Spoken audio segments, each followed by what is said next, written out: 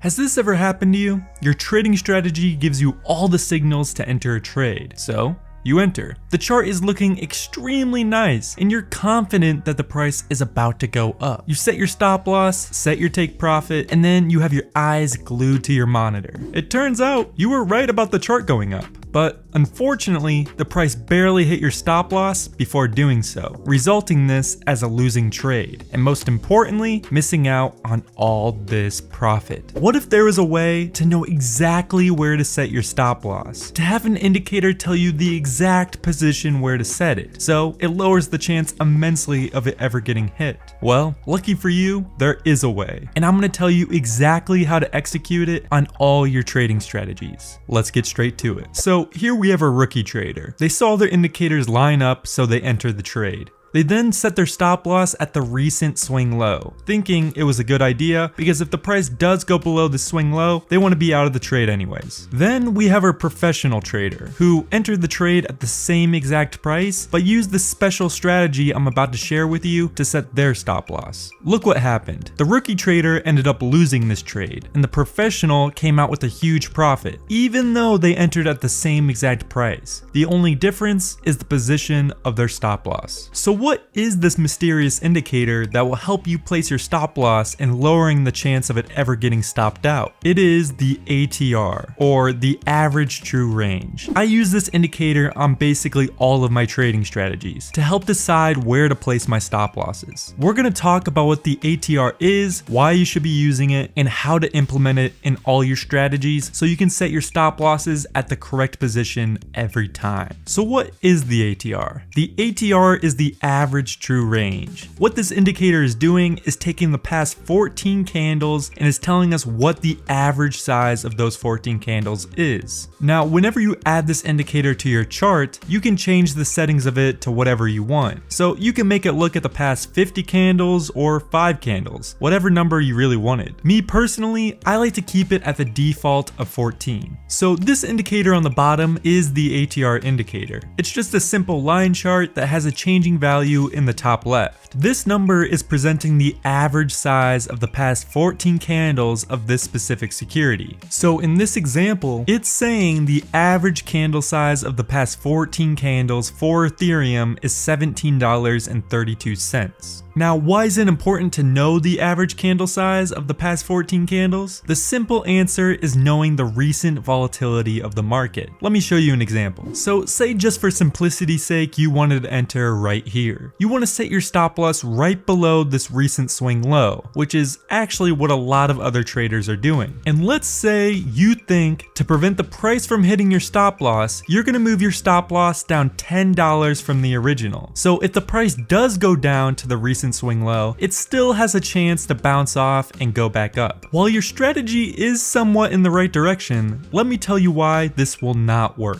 Every crypto, every stock, every currency is going to have different amounts of volatility. So Bitcoin is going to move up and down a lot more than a blue chip stock like Apple. You don't want to be moving your stop loss down the same amount for crypto as you would a blue chip stock, considering they are two completely different markets and have way different price movements. Depending on what you're trading, your stop loss might have to be larger or smaller. Same goes with different time frames. Here you can see the average candle size of the past 14 candles for Bitcoin on the 15-minute time frame is 300. But if we move to the daily time frame, the average candle size is 2800. So this is a perfect example of why you need larger stop losses on higher time frames compared to smaller time frames. You also want your stop losses to be as effective as possible, like this. So let's say we know there's a great probability that the price will fall a lot if it goes below this line. But we also know that we have to take volatility into consideration. So we will say the price can go below this line, the amount of an average candle from the past 14 candles. But we don't want to just guess the average size, because if we do any more than what the actual size is, that's just wasting extra money. We want our stop loss to be as precise as possible. This is where ATR comes into play. First things first, get on your chart platform. I use TradingView, I'll leave a link in the description. Go to the indicators tab and type in ATR for average true range. This will put the ATR on the bottom of your screen. Now, it's also important to note, this value in the top left will change based on where your cursor is. So if you have your cursor in the middle of the chart, it's taking the past 14 candles to the left of that line. So when reading the ATR, make sure your cursor is all the way to the right of the price or off the chart completely. In this example, this number is the average candle size from the past 14 candles for Ethereum. Once you find where you want to place your stop loss, say this recent swing low for example, instead of dropping your stop loss a random amount below that level, you should be taking volatility into consideration. So what you do is take the price of the level of where your stop loss is and subtract it with this ATR value. So in this example, our stop loss level is at 4,339 and our ATR value is at 16.02. So what you do is take the 4,339 and subtract 16.02 from it, giving us 4,322.98. This is the new level of where we're going to be setting our stop loss. So all you have to do is move our stop loss from the old value to our new value. So yes, we do have a larger stop loss, but that's the whole point. We don't want to get stopped out because the market is more volatile than we thought. Let's do one more example. So here we set our stop loss at the most recent swing low, which is at $310.75. We then see what the ATR value is, which is 2.58. We then do 310.75 minus 2.58, which equals 308.17. 308.17 is where we will move our new stop loss to. If you use this strategy for placing your stop losses, it's pretty safe to say your stop losses won't be hit as often, resulting in more winning trades. For all my strategies where I say to set your stop loss for a certain point, you should be adding the ATR to it to give it that extra amount of room for volatility. It will help your strategy perform so much better. Try it with this strategy, where I made 130% return in just 2 months of trading with it.